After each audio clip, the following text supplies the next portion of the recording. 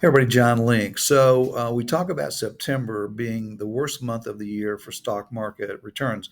When I say the market, I'm talking about the S&P 500 here. Okay, so the average for September, depending on what time frame you use, but the generally accepted return is a minus one half of 1%. We say the worst month of the year, September, typically on average a minus one half of 1%. You might use another time frame than we usually use and say a minus 1%. But let's just say it's a minus one half of 1% typically. Okay. So minus 0.5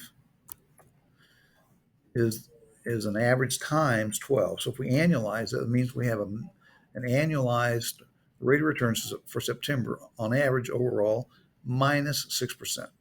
Okay. So we say that to prepare people to like, well, September a little bit volatile, usually not a great month. So let's see from there. Now, when you look at it, though, what happened this September? So that might lead some people to say they never have to me, but it might be a logical conclusion. Say, well, get out of the market then. If it's going to lose money, get out of the market, put it in cash, and go back in later. Here's why: because this September, the S&P did 2.02 rate of return.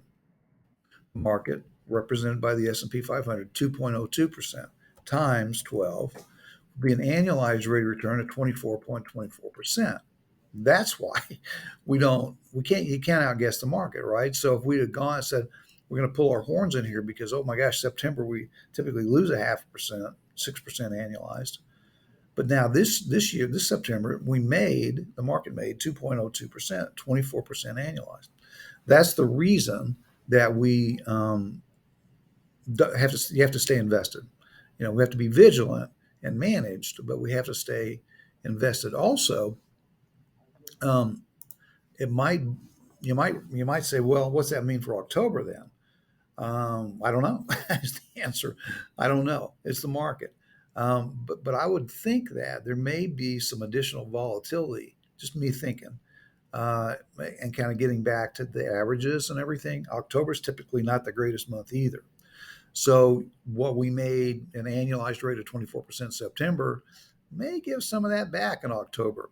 We do believe, though, overall that we're looking at a strong end of the year, a couple months, 6 weeks, halfway through, say November and into through the end of the year, into the first few days of January, typically pretty strong.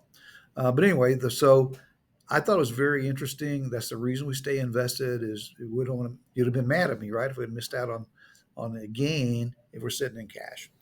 So there you go. If they have any questions or comments or suggestions for future videos, for that matter, let me know. Thanks. Talk to you later.